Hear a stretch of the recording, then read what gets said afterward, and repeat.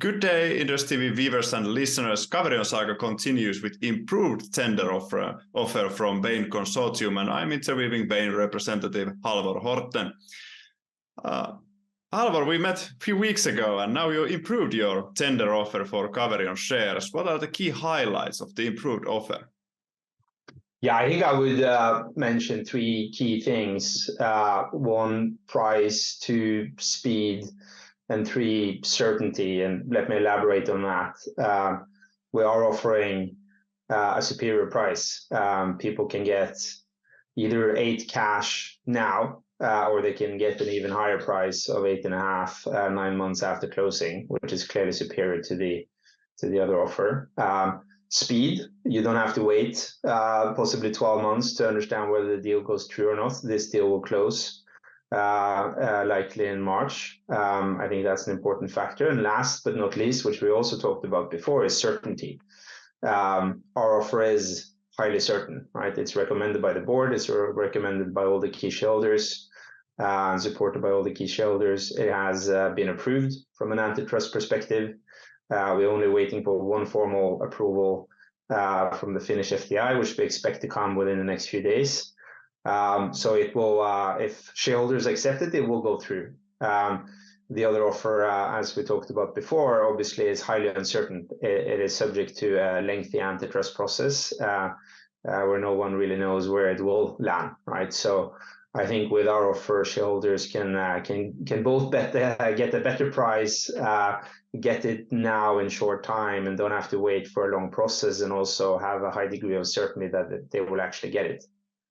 Yeah, exactly.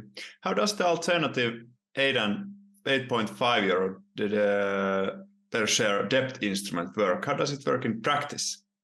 It's very simple. So people will tender the shares. If they opt for that option, they will tender their shares, and instead they will get a debt instrument that will pay out 8.5, 9 months after closing. That debt instrument will be backed by a Bain Capital equity commitment letter. So it's a certain payout 9 months later. Okay. Why did you lower the acceptance threshold to, I think it was to 2/3 of the shares? Yeah, so I think everyone saw that Triton bought 10% of the company, probably in an attempt of preventing the shareholders getting the best possible deal.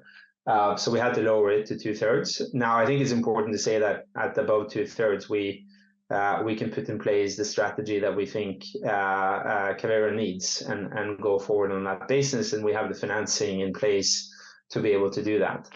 So for us, the deal works also at those acceptance levels. Now, I think it's our hope and goal to still get to 90% and delist and continue to support the company in a private context. But if we weren't to achieve that, we also would be happy to remain with that kind of ownership.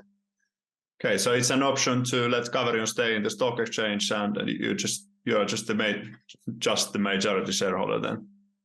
That could be an outcome, although I think our goal would be to eventually delist the company and stay in a private context while we go through with the transformation. Now, it's very likely that even after a private journey, the company will come back to the stock exchange with us as a major shareholder, and a lot of our companies are owned that way. So we are comfortable with that situation as well. Okay, thanks for the interview, Halvor. Thank you as well.